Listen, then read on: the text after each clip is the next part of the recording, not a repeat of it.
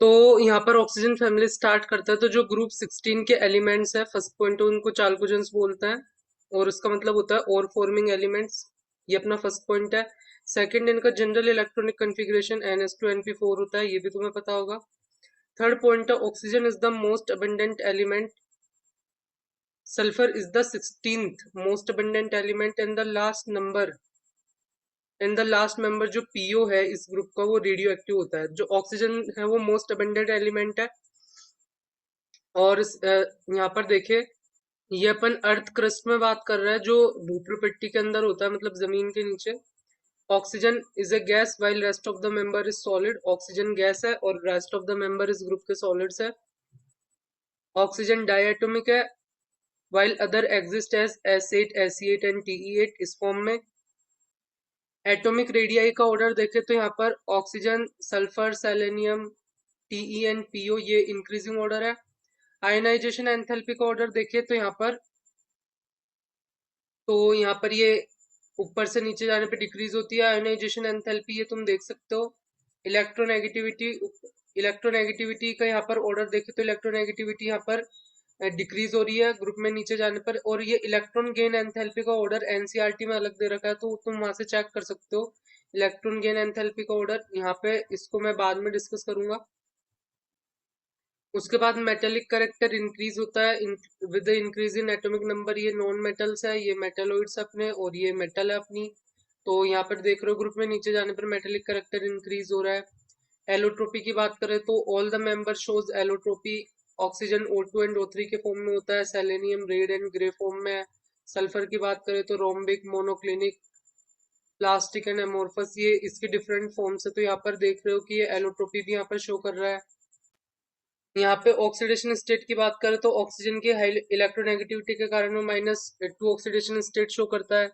उसके बाद देखें तो कैटिनेशन प्रॉपर्टी यहाँ पर सल्फर की सबसे ज्यादा होती है, ये तुम ध्यान रख सकते हो। और फिर यहाँ पर सेलेनियम, टेल्यूरियम, पोलिनियम ये वाली चीज है। तो ये किस पे डिपेंड करती है, यहाँ पर सल्फर की जो है सबसे ज्यादा कैटिनेशन की प्रॉपर्टी होती है, ये तुम अपने माइंड में रख सकते हो। तो किस पे डिपेंड करती है, ये ई बॉन्ड पर, मतलब ये सिंगल बॉन्ड पर डिपेंड करती है ये, कि इसकी बॉन्ड स्ट्रेंथ कितनी है। जैसे P4 में भी तुमने देखा होगा कुछ इस टाइप का, तो ये कैटेनेशन शो करता है, जबकि नाइट्रोजन कैटेनेशन शो नहीं करता। तो उस टाइप का है ये, है ना। उसके बाद देखे, नेक्स्ट है यहाँ पे ऑक्सीडेशन स्टेट पर। तो जैसे जैसे तुम यहाँ पे देख रहे हो ऑक्सीडेशन स्टेट से, तो यहाँ पर जैसे -2 तुम्हें यहाँ पे नहीं देखने को मिल रही, तो -2 की जो टेंडेंसी होती है वो डिक्रीज होती जाती है शो करने की। मतलब -2 जैसे जैसे नीचे जाते जाओगे तो यहाँ पे -2 वाले कंपाउंड तुम्हें नहीं मिलेंगे। और जो यहाँ पर +4 एंड +6 वाले यहाँ पे ज्यादा है, तो इनकी कंपाउंड हैविंग +4 ऑक्सीडेशन स्टेट, वो मतलब ऑक्सीडाइजिंग और रिड्यूसिंग प्रॉपर्टी दोनों शो कर सकता है, क्योंकि अपनी ऑक्सीडेशन स्टेट को बढ़ा भी सकता है और कम भी कर सकता है। और जो +6 वाला है वो सिर्फ दूसरे का क्या करेंगे, ऑक्सीडाइज ही करेंगे, और खुद को रिड्यूस ही कर सकते हैं। +6 से ज्यादा तो कर नहीं सकते।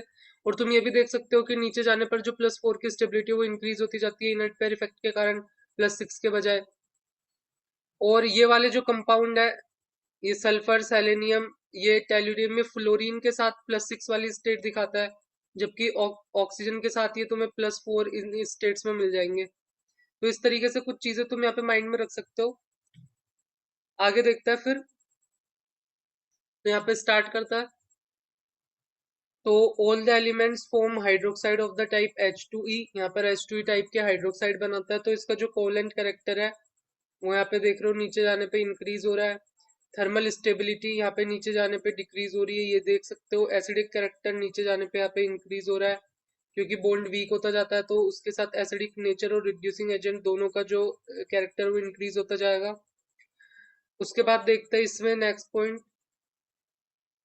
पॉइंट अपने पास बॉइलिंग पॉइंट का। तो बॉइलिंग पॉइंट यहाँ पर H2O के बाद H2TE का है, फिर H2SE और H2S।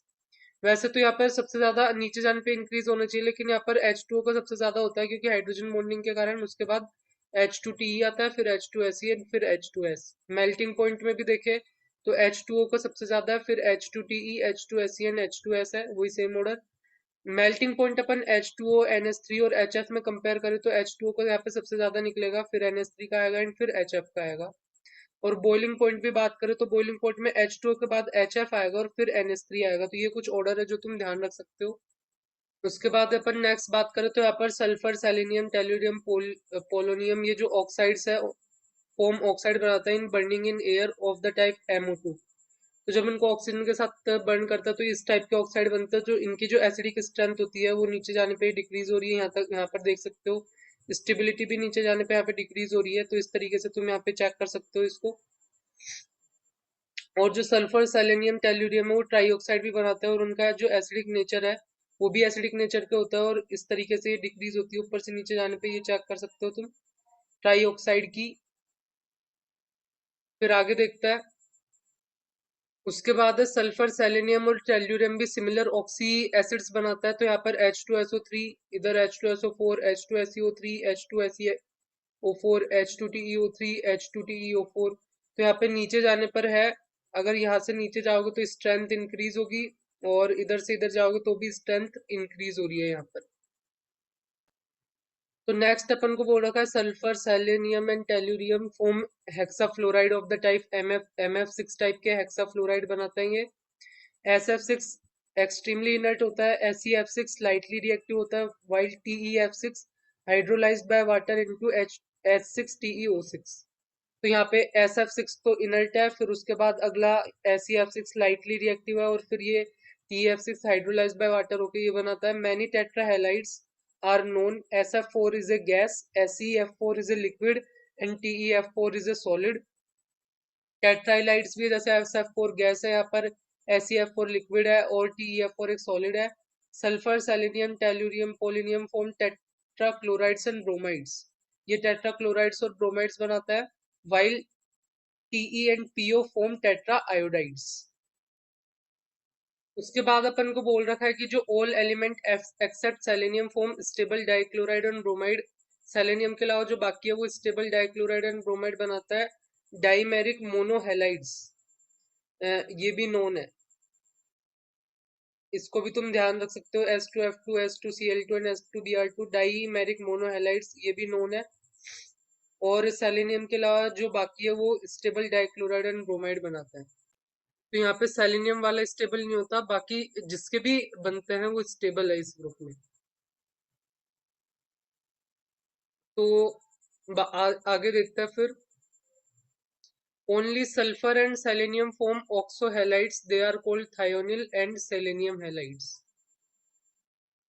तो यहाँ पर ये SOF2, SOCl2, SOBr2, ये यहाँ पर देख सकते हो इनको थायोनिल, ये वाले तो थायोनिल वाले है और ये सेलेनियम वाले हैलाइड्स है, इनको ऑक्सो हैलाइड्स बोलता है और ये वाटर के साथ रेडिली रिएक्ट करता है।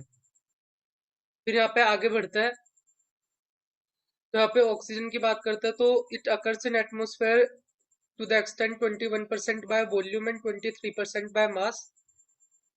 Oxygen combines nearly with all the element except inert gas, noble metals and halogens। तो इसके अलावा वो बाकी से रिएक्ट करती है, किस किस को छोड़कर, इनर्ट गैस से रिएक्ट नहीं करती, नोबल मेटल से एंड हेलोजन से। The binary compound of oxygen with other elements are called oxides, जो अदर एलिमेंट्स के साथ ये बाइनरी कंपाउंड बनाती है उसको ऑक्साइड बोलता है। However compound of oxygen with fluorine, उसको फ्लोराइड्स बोलता है, क्योंकि फ्लोरीन मोर इलेक्ट्रोनेगेटिव है। तो बाकी एलिमेंट्स के साथ जो कंबाइन होकर बाइनरी कंपाउंड बनाती है उसको ऑक्साइड, और फ्लोरीन के साथ बनाती है उसको फ्लोराइड बोलता है, क्योंकि वो ज्यादा इलेक्ट्रोनेगेटिव होता है ऑक्सीजन के कंपेयर में। और इनर्ट गैस और नोबल मेटल्स और कुछ हैलोजन जैसे क्लोरीन, ब्रोमीन, इनके साथ रिएक्ट नहीं होता। आगे देखते हैं, O3 is an allotrope of O2। O3 allotrope है O2 का। O3 act as a powerful oxidising agent and, एक पावरफुल ऑक्सीडाइजिंग एजेंट है और एक इज ए, ये जो O3 से ये रिएक्शन से तुम पता चल रहा है गुड ब्लीचिंग एजेंट भी है, और ये oil, ivory, flour, starch, waxes, pulp, इन सबको ब्लीच कर देता है, तो ये ध्यान रख सकते हो। Mercury is oxidised by ozone to suboxide this which dissolves in mercury। Mercury is oxidised by ozone, तो ओजोन के द्वारा इसका ऑक्सीडाइजेशन किया जाता है जिससे वो इसमें कन्वर्ट हो जाता है, which dissolves in mercury, it start sticking to the glass and loses mobility. तो ये स्टिक टू द ग्लास होने लगता है और मोबिलिटी लूज कर देता है। And the mercury loses it's meniscus, और मर्क्यूरी उसका मेनिस्कस लूज कर देता है, इसको अपन टेलिंग ऑफ मर्क्यूरी बोलते हैं। तो ये भी तुम ध्यान रख सकते हो। फिर sulphur form number of oxide such as S2O, SO, S2O3, SO2, SO3, S2O7, SO4, out of this SO2 and SO3 are important and common. तो ये बहुत टाइप के ऑक्साइड बना रहा है, इसमें से ये दो इम्पोर्टेंट और कॉमन है। ये रिएक्ट करता है reducing as well as oxidising agent की तरह। In the presence of moisture they act as bleaching agent, moisture के प्रेजेंट में ब्लीचिंग एजेंट के जैसे भी एक्ट करता है। The bleaching action is due to the reduction, और जो इनका ब्लीचिंग एक्शन होता है वो रिडक्शन के कारण होता है, और ये टेम्परेरी होता है, परमानेंट नहीं है। नेक्स्ट बोल रखा है a large number of oxy acids are known in the case of sulphur either in free state और in the form of salts and both. Large number of oxy acids known है sulphur के। Oxy acid जिसमें SS linkage होता है उसको thio acids बोलता है। Acids having sulphur in lower oxidation state belong to a series, जिसमें sulphur की लोअर ऑक्सीडेशन होती है वो अस सीरीज को बिलोंग करता है, और हायर ऑक्सीडेशन वाले एक सीरीज को बिलोंग करता है, और जिसमें एसएस लिंकेज होता है उनको थायो एसिड्स बोलता है। और ये बहुत सारे ऑक्सी एसिड्स बनाता है सल्फर, ये तुम ध्यान रख सकते हो। नेक्स्ट पॉइंट है अपना सल्फ्यूरिक एसिड के बारे में। तो it is considered as king of chemicals in ancient date, it was called an oil of vitriol as it was obtained by distilling ferrous sulphate, जिसको ग्रीन विट्रोल बोलते हैं। तो ये भी तुम ध्यान रख सकते हो, इन्फॉर्मेशन है बाकी तो कुछ है नहीं इनमें। तो इसको ऑयल ऑफ विट्रोल भी कहते हैं, और एंशियंट डेज में इसको ऑबटेन किया जाता था डिस्टिल करके फेरस सल्फेट को। फिर आगे देखता है कॉन्टेक्ट प्रोसेस के बारे में। The process involved the conversion of SO2 into SO3 by air in presence of catalyst platinum or V2O5. Best results are obtained when SO2 and O2 are present in molecular proportion. This, the optimum temperature is required in this process is this. ये तुम ध्यान रखना, ये तुम्हें basic चीजों तो पता होगी। ये कॉन्टेक्ट प्रोसेस क्या है, इसको बनाने की, सल्फ्यूरिक एसिड को बनाने का मेथड है। ये सारी चीजें मैं यहाँ पे लाइन वाइज बता रहा हूँ, तो तुम रिलेट कर सकते हो। जैसे मैंने H2SO4 के बारे में बताया, तो फिर उसके कैसे बनाता हूँ उसके बारे में। H2SO4 एक स्ट्रॉन्ग डाइबेसिक एसिड है and forms two series of salts, एक तो बाइसल्फाइड एंड सल्फेट। तो H2SO4 एक स्ट्रॉन्ग डाइबेसिक एसिड होता है। तो फिर इसमें अपन थायोसल्फ्यूरिक एसिड की बात करते हैं, तो ये भी एक डाइबेसिक एसिड है, लेकिन it does not exist in free state. Salts are quite stable and thiosulphates are reducing agents. तो यहाँ पे तुम्हें समझ में आ रहा है ना मैं कैसे काम कर रहा हूँ। जैसे मैंने थायोसल्फ्यूरिक एसिड के बारे में बात की, तो उसका सल्फेट भी आ गया। ये it does not exist in free state, लेकिन ये क्वाइट स्टेबल है। समझ रहे हो ना तुम। नेक्स्ट यहाँ पे बात करता है परोक्सो मोनोसल्फ्यूरिक एसिड, या जिसको कैरो एसिड्स भी बोलता है। ये भी एक डाइबेसिक एसिड है, stable and crystalline solid, it has a peroxy linkage, यहाँ पर तुम देख सकते हो।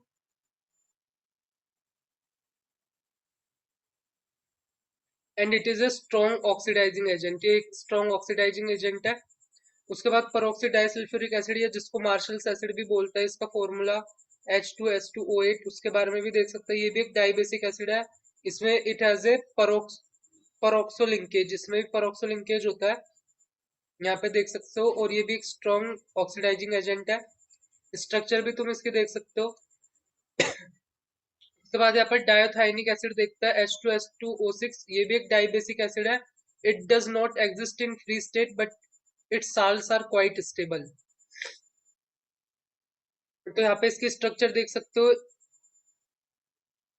और 2s atoms are in different oxidation state, और यहाँ पे जो सल्फर एटम है डिफरेंट ऑक्सीडेशन स्टेट में होता है, एक +5 में और एक +3 में, ये भी तुम यहाँ पे ध्यान रख सकते हो।